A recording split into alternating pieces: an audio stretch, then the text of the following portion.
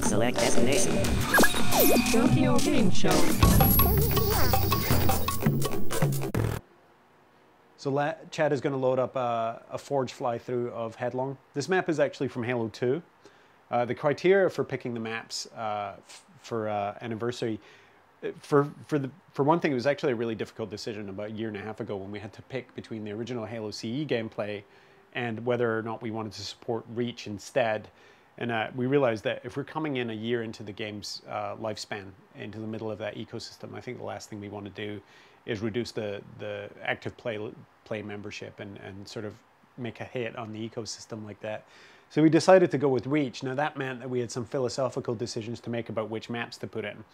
We couldn't simply put all of the original Halo maps in because some of them would just be broken by things like Sprint and Jetpack and so on. So we tried to pick maps from 10 years of Halo with the lone criteria. It couldn't be on 360 because that would be a little bit pointless. Blood Gulch would be an obvious example, but it's built into Reach, so it would be kind of pointless and redundant. So we picked maps mostly from Halo 1, but this one's from Halo 2, and it's a great role filler because it's a really good Team Slayer map, but it's also a great objective map, and I think at this point in Reach's lifespan, people are crying out for more of that. And the other exception to the Halo CE rule is Timberland, which is actually from the PC version of Halo Combat Evolved.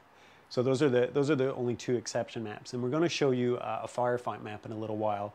And that in itself is an interesting map because it's a piece of the single-player level from the Halo level of Combat Evolved, and it's actually replicated 3 times in Anniversary. It's there in Classic mode with the classic graphics layer.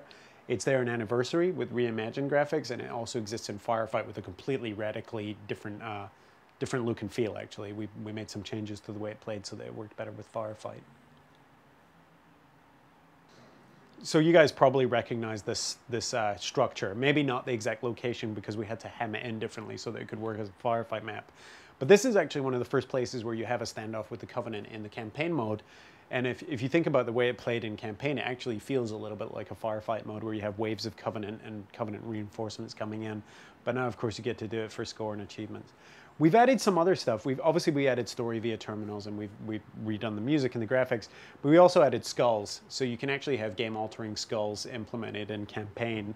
One of those is available as a pre-order. It's a good example, though. It's called Grunt Funeral, and when a grunt dies, he'll drop plasma grenades, and they blow up and sort of super combine with each other. But we've added a bunch of other skulls and a bunch of other Easter eggs and secrets into the game that are going to make it much more explorable than it was in the first place, but also a great way for people who know the game inside out to get something new out of the experience as they go through it.